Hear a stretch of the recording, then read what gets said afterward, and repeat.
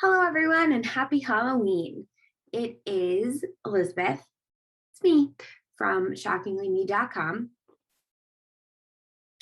And I am talking to you today about a very spooky topic. And it is Red-Handed, an exploration of criminals, cannibals, cults, and what makes a killer tick by Suruthi and Hannah. And if you don't know them by their first names, it's probably because you're not listening to the podcast Red-Handed, which you should be, because it is quite hysterical. At least their personalities are very funny and very charming. But specifically, Hannah and Suruthi are co-hosts of the smash hit true crime podcast, Red-Handed, which offers a weekly dose of murder, wit, and WTFs delivered with facts, anecdotal tangents, serious scrutiny, and real British flavor. And all of those things are true. There's actually a review or praise for the Red-Handed podcast on the back of the book by Refinery29. And it's laugh out loud, yet wildly informative. And that's both true of the podcast and the book. So I really can't say enough good things. I think that both women take the time to be very thoughtful in how they speak and clear and concise, while also showing their personalities, and they are entertaining women. I think so, at least. So the way they handle each case, they really speak sensitively to the topics and intelligently.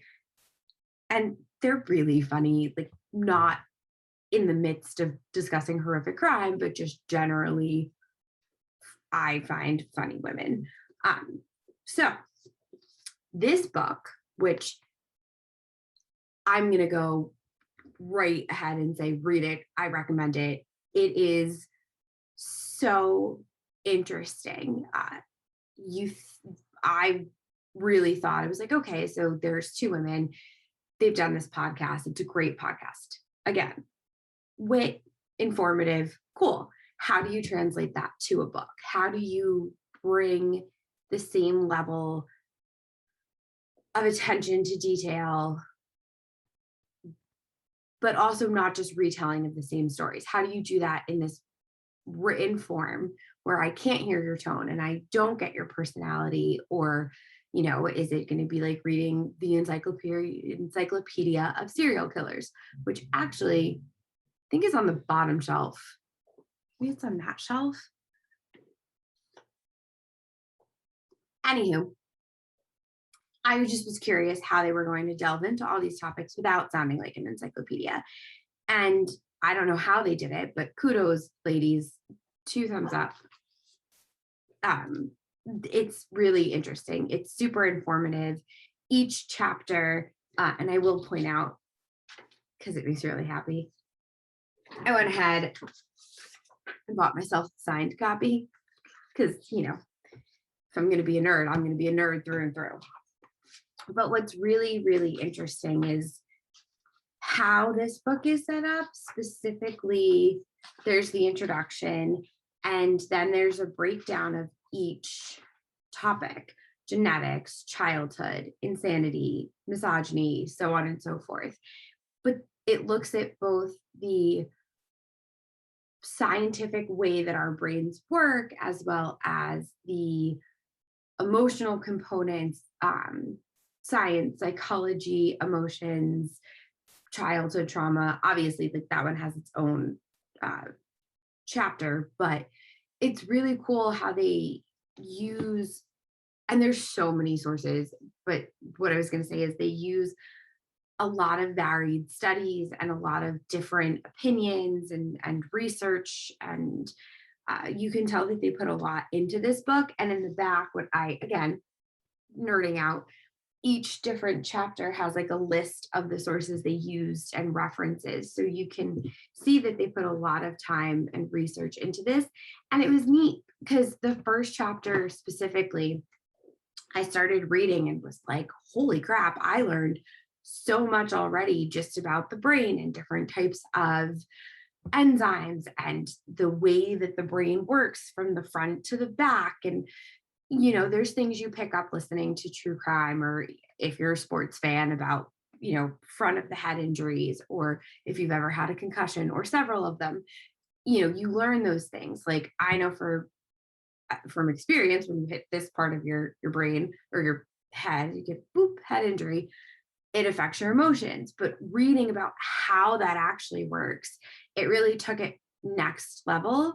And to write Hannah and Suruthi off as two funny British women who have, or two funny English women. British English, is there a correct way to say that? I'm sure there's a correct way to say it, and I don't know if I did or not. But to say that, oh, they're just two entertaining women talking about true crime because it's the thing to do, would be a gross underestimation of their talents and skills, but also just kind of bullshit, because they really put together an informative, intelligent, insightful look into the brain, how things happen, how things are impacted. And I learned a lot. I didn't know nearly as much about, cults, for example. I have listened to a lot of podcasts about cults, but the way that this broke it down really looked into, like, not just, oh, well, they did this and this, and yeah, you deprive someone of sleep and they do whatever you want. But they really looked at exactly how these things can happen and how this can happen to anyone. And it's, again, I can't say enough good things about it. I love also too that there's a conclusion at the end, and it's not just here's a bunch of information and that's it, now we're gone. It is interesting though, because the majority of the criminals they talk about, or the examples that they use, at least so far, I will say I haven't finished this book 100%. I still have a chapter left, but I couldn't help but I had to do it. I had to set it up, had to review it, had to make the video, because it's too good not to. So I couldn't wait anymore. I have patience of an insolent toddler. But the only thing I'll say is that the majority of the examples they use are male criminals. So it would be interesting if there was research, and I'm sure I could probably put some time in to do my own research, but it would just be interesting to see if all of the research that they put in, if like there was a difference between the population of males versus females. And they are good. They are very cognizant to point that out and to talk about, like, oh, in this percentage of people, this is what you have. But then when you include females, it changes to this. So they do include those. But I would have to imagine that at the end of the day, we're all people and we're all made of the same stuff inside, except those completely void of any internal organs and are pod people. I actually don't know if that's what a pod person is, but that's kind of what I imagine a pod person to be, just like the shell of a human with, like, I don't know, a little seed inside, and it's like, I'm dead. Anywho, I have to imagine that, the research is still supportive, but the science in here is great. The intelligent way that they speak about things and the way they explain things to make you understand them, I find to be really refreshing and really interesting, because it's not just here's a horrible topic and here's a bad crime that happened and let's talk about the gory voyeurism, or let's be voyeuristic and how we talk about the gruesome details. It's really just informative, and the way that they have put this together is really digestible, and you learn a lot. And I could actually probably continue to say nothing but good things about it.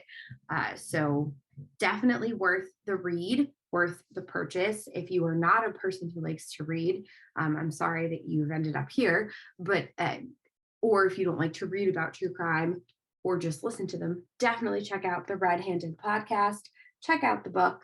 I'm really excited for both of them. I think it's a massive accomplishment to not just have this really neat podcast that touches an astronomical amount of people, but also to be able to take all of the things you've learned and all of the thoughts you've ever had and compile them into something so neat and a really intelligent piece of informative and fun literature is what I'm going with. Not sure if it counts as literature, but since I sneezed on it, I'm calling it the truth. That is what I'm going with. So 2 thumbs way up, highly recommend. And if you do listen to their podcast or are a part of their Patreon or, have any experience with them, Halloween was a great day for a shout out to all their spooky bitches and, to shout out to them to continue to keep doing what they're doing. I think it's really inspirational. I obviously like to write and I love reading, and it's super neat that they set out to not only talk about something they love and put something together to share their interests and put themselves out there on a platform, but then also created something really intelligent and wasn't just like, here's another piece of merch, here's another shirt with our name on it because, we're big time now. It was, let's take something that we enjoy learning and reading about and talking about and using our big thinkers about and putting it into something terrific. So again, definitely check it out, check them out, full support. Haven't become a patron yet myself, but that's partly because new house, small budget. But one day it's on my list of things to do. So if you want to read some intellectual things, check out the Redhanded book. If you want to read some murdery fiction, mostly unedited, check out shockinglyme.com, where all of my short stories are. And I hope everyone has a super spooky Halloween. Bye.